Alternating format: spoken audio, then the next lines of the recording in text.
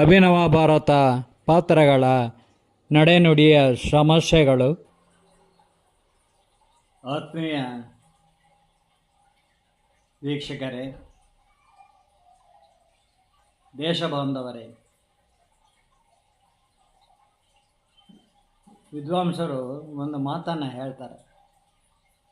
ರಾಮಾಯಣದಲ್ಲಿ ದೈವಭಕ್ತಿ, ಮಹಾಭಾರತದಲ್ಲಿ ದೇಶಭಕ್ತಿ, ಇವೆರಡೂ ಕೂಡ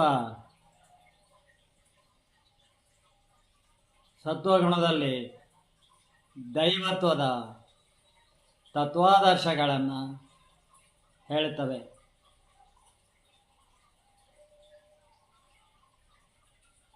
ಸತ್ವಗಳಲ್ಲಿ ದೈವತ್ವ.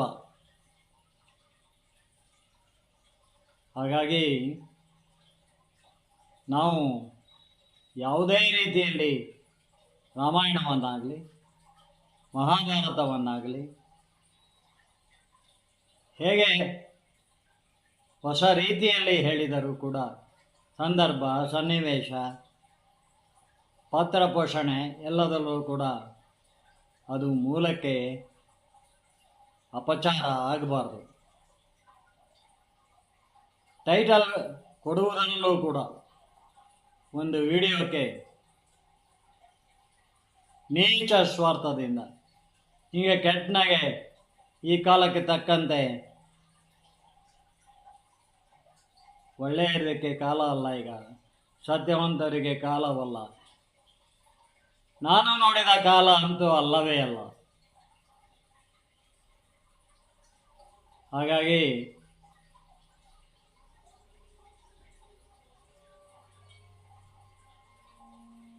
ನಾನು ಪಂಡಿತ, ಡಾಕ್ಟರೇಟ್ ತಗೊಂಡಿದ್ದೀನಿ, ಪ್ರಕಾಂಡ ಪಂಡಿತ, ನಾನೇನು ಹೇಳಿದ್ರು ಅದಕ್ಕೆ ಲೈಕ್ ಮಾಡ್ತಾರೆ ಅಂತ ತಿರುಚಿ ಹೇಳುವುದಲ್ಲ, ಹಿಂಗೆ ಮಾಡುವುದೂ ಅಲ್ಲ, ಸಂವಾದ ಮಾಡುವುದೂ ಅಲ್ಲ, ಖಂಡಿತ ಅಲ್ಲ. ದೇವರು ಮೆಚ್ಚುವುದಿಲ್ಲ. ನಾನು ಟೀಕಾಚಾರ್ಯರ ಜನ್ಮ ದಿನೋತ್ಸವದ ಸಂದರ್ಭದಲ್ಲಿ ಹುಟ್ಟಿದವನು. ಅದು ನನ್ನ ಗುಣ, ಟೀಕೆ ಮಾಡುವುದು ಕೂಡ ಹುಟ್ಟು ಗುಣ ಅಂತಲೂ ಹೇಳ್ಬೋದು. ಹಾಗೆಯೇ ಶಿವನ ವರಪ್ರಸಾದದಿಂದ, ಹರಕೆಯಿಂದ ನಾನು ಹುಟ್ಟಿದವನು ಎಂದು ನನ್ನ ಪೀಠಿಕೆಯ ಮುನ್ನುಡಿಯಲ್ಲೇ ಹೇಳಿದ್ದೇನೆ. ತಿರುಮಲೇಶನ ತ್ರಿಗುಣಾತ್ಮಕ ಪ್ರಪಂಚದಲ್ಲಿ ನಾವು ವಿಷ್ಣು ಭಕ್ತರು. ಆದ್ದರಿಂದ ಶೈವರು ಶಿವ ರಾಮ ಎಂದು ಹೆಸರಿಟ್ಟಿದ್ದಾರೆ. ನೋಡಿ,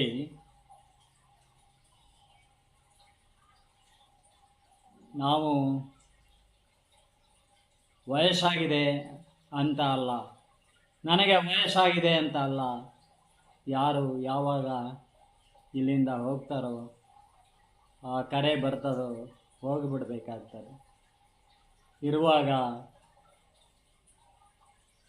ನಾವು ಸನ್ಮಾರ್ಗದಲ್ಲೇ ನಮ್ಮ ಮುಂದಿನ ಪೀಳಿಗೆಗೆ ನಮ್ಮ ಪ್ರವಚನದಲ್ಲೇ ಆಗಲಿ, ನಾವು ಬರೆದಿದ್ದನ್ನು ಓದುವುದರಲ್ಲೇ ಆಗಲಿ, ಹೊಸ ರೀತಿಯಲ್ಲಿ ಬರೆದಿದ್ದರೆ ಆಗಿರಲಿ, ಅದು ಸತ್ಯಕ್ಕೆ ಅಪಚಾರ ಮಾಡಬಾರದು, ಮೂಲಕ್ಕೆ ಅಪಚಾರ ಮಾಡಬಾರದು.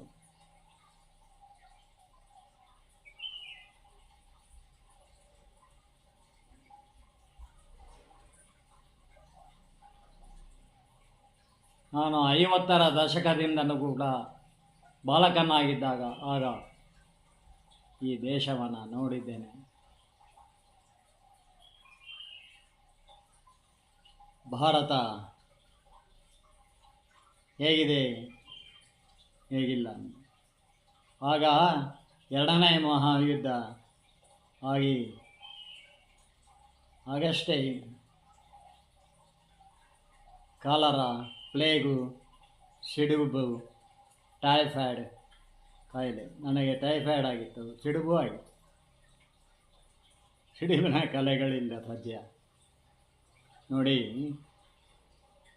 ವೀಕ್ಷಕರೇ, ನಾನು ಕೂಡ ಮೂಲ ವ್ಯಾಸ ಭಾರತವನ್ನು, ವಚನ ಭಾರತವನ್ನು ಆಧರಿಸಿದ ಮೂಲ ಸಂಸ್ಕೃತದಿಂದ ಬಂದ ಡಾಕ್ಟರ್ AR ಕೃಷ್ಣಶಾಸ್ತ್ರಿ ಅವರ ಮೈಸೂರು ಯೂನಿವರ್ಸಿಟಿ ಪ್ರೊಫೆಸರ್ ಅವರು ಕನ್ನಡಕ್ಕೆ ಬರೆದ ವಚನ ಭಾರತ, ಸ್ವರ್ಗಾರೋಹಣ ಪರ್ವ, ಸೌಪ್ತಿಕ ಪರ್ವ ಎಲ್ಲವನ್ನು ಬರೆದಿದ್ದಾರೆ. ಯಯಾತಿ ಕಥೆಯನ್ನು ಕೂಡ ಇದೆ ಕೊನೆಯಲ್ಲಿ. ಆದರೆ 72 ಪುಟ ಮುನ್ನುಡಿಯನ್ನು ಬರೆದಿದ್ದಾರೆ, ಪೀಠಿಕೆ, ಪ್ರಸ್ತಾವನೆ ಎಲ್ಲ ಬರೆದಿದ್ದಾರೆ. ಹೇಳ್ತಾರೆ, ಎಷ್ಟು ದೂರದೃಷ್ಟಿಯಿಂದ ಹೇಳ್ತಾರೆ. ಈಗ ಇದೆಲ್ಲ ಬೇಡ ಯಾರಿಗೂ, ಒಳ್ಳೆಯದಕ್ಕೆ ಕಾಲ ಅಲ್ಲ ಇದು ಅಂತ ಅವಾಗಲೇ ಹೇಳ್ತಾರೆ. ಅಂದರೆ ಕೆಟ್ಟದ್ದು ಯಾವ ಕಾಲದಲ್ಲಿ ಇರಲಿಲ್ಲ, ಕೆಟ್ಟದ್ದು ಜಾಸ್ತಿ ಇರುತ್ತೆ. ಆಗ ಇಡೀ ದೇಶದಲ್ಲಿ 30-40 ಸಾವಿರ ಜನಸಂಖ್ಯೆ ಇತ್ತು. ಆಗಲೂ ಕೂಡ ಕೆಟ್ಟದ್ದು ಜಾಸ್ತಿ ಇತ್ತು. ಕೆಟ್ಟದ್ದು ಜಾಸ್ತಿ ಇರುವುದರಿಂದಲೇ ಒಳ್ಳೆಯದಕ್ಕೆ ಬಹಳ ಬೆಲೆ, ನೈತಿಕತೆಗೂ ಒಂದು ನೆಲೆಯಲ್ಲವೇ. ಭಗವದ್ಗೀತೆ ಹೇಳುವುದೇ, ಭಗವದ್ಗೀತೆಯ ವೇದಗಳು ಹೇಳುವುದೇ ತ್ರಿಗುಣಾತ್ಮಕ ತತ್ವ ಅಂತ ನಾನು ಸಾರಿ ಹೇಳ್ತೇನೆ. ಸತ್ವಗುಣ, ರಜೋಗುಣ, ತಮೋಗುಣ. ತಮಂದದ ಕೇಡಿಗೆ ವಶನಾಗಿದ್ದಾನೆ, ದುರ್ಯೋಧನ ಕುಪುತ್ರನಾಗಿ ಹುಟ್ಟಿದ್ದಾನೆ. ಹುಟ್ಟುತ್ತಲೇ ಅಪಶಕುನಗಳಾಗ್ತವೆ, ಕತ್ತೆ ಕೂಗುತ್ತೆ, ಮತ್ತೇನೋ ಪ್ರಕೃತಿಯಲ್ಲಿ ಮೋಡ ಕವಿಯುತ್ತೆ, ಸಿಡಿಲು ಬಡಿಯುತ್ತೆ, ವಿಚಿತ್ರವಾಗುತ್ತೆ. ಹುಟ್ಟುತ್ತಲೇ ಗ್ರಹಗತಿಗಳನ್ನು. ಬುದ್ಧಿವಂತ ತನ್ನ ನಕ್ಷತ್ರ ಗ್ರಹಗತಿಗಳನ್ನು ಮೀರಿ ಪ್ರಪಂಚವನ್ನೇ ಗೆದ್ದು ಬಿಡ್ತಾನಂತೆ. Talent, accept the challenges. ಪ್ರತಿಭೆ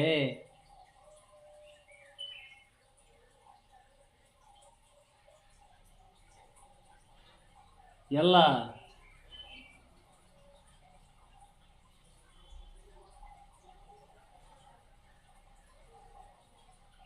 ವನ್ನು ಗೆಲ್ಲುತ್ತೆ. ಎಂತಹ ದುರ್ಧರ ಪ್ರಸಂಗ ಇರಲಿ ಅದನ್ನು ಸ್ವೀಕಾರ ಮಾಡಿ ಗೆಲ್ಲುತ್ತೆ. ನಕ್ಷತ್ರ ಗ್ರಹಗತಿಗಳನ್ನು ಗೆಲ್ತೆ. ಹೇಳಿದ್ದೆ ಹಿಂದೆ, ಎಷ್ಟು ಸಾರಿ ಹೇಳಿದ್ರು ಸರಿ. ಈಗ ಮುಂದಿನ ಕಥಾ ಭಾಗವನ್ನು ಮುಂದುವರಿಸ್ತಾ ಇದ್ದೇನೆ. ಮಹಾಭಾರತ ಆಧುನಿಕ ಪರಿಭಾಷೆಯಲ್ಲಿ ನಾನು ಬರೆದಿದ್ದೇನೆ. ಡಾಕ್ಟರ್ AR ಕೃಷ್ಣಶಾಸ್ತ್ರಿ ಅವರ ವಚನ ಭಾರತವನ್ನು ಆಧರಿಸಿ. ಯಾಕೆ ನಿಮಗೆ ಪದೇ ಪದೇ ಹೇಳ್ತಾ ಇದ್ದೇನೆ, ಇದನ್ನು ಯಾರೂ ಲೈಕ್ ಮಾಡ್ತಾ ಇಲ್ಲ ನನಗೆ, ಆದರೂ ನಾನು ಓದ್ತಾ ಇದ್ದೇನೆ. ಹೌದ್ರಿ, ನಾನು ಹೇಳ್ತಾ ಇರೋದಲ್ಲ ಸತ್ಯ, ಅದಕ್ಕೆ ಯಾರು ಲೈಕ್ ಮಾಡೋದಿಲ್ಲ.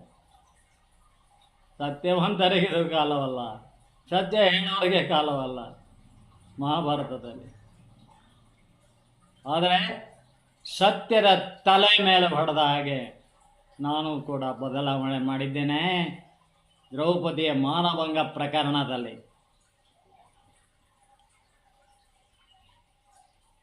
ಪವಾಡ ಆಗುತ್ತೆ, ಆದರೆ ಯಾವ ರೀತಿ ಆಗುತ್ತೆ?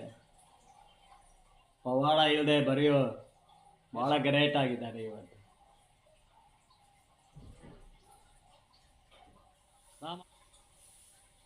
ಹಾಗಾಗಿ ನಾನು ಹೇಳುವುದೆಲ್ಲ ಸತ್ಯ, ಸತ್ಯವನ್ನಲ್ಲದೆ ಬೇರೆ ಏನನ್ನೂ ಹೇಳೋದಿಲ್ಲ ಎಂದು ಇವತ್ತು ಕಟಕಟೆಯಲ್ಲಿ ನಿಂತ ಒಬ್ಬ ಸಾಕ್ಷಿದಾರ ಕೂಡ ಕೋರ್ಟಲ್ಲಿ ಅದೇ ರೀತಿ ಹೇಳ್ತಾನೆ. ಯತ್ರ ಯೋಗೇಶ್ವರ ಕೃಷ್ಣ ಯತ್ರ ಪಾರ್ಥ ಧನುರ್ಧರಃ ತತ್ರ ಶ್ರೀವಿಜಯ ಭೂತುರ್ಧ್ರುವ ನೀತಿರ್ಮತಿರ್ಮಮ.